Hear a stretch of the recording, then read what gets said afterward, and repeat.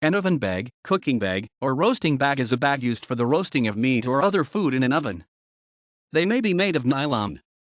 A bag helps to keep the food being cooked moist by trapping the moisture in the bag and preventing it from escaping into the oven. As such, it serves a similar purpose to basting. Oven bag must be chosen so that it will not melt at the temperature during cooking.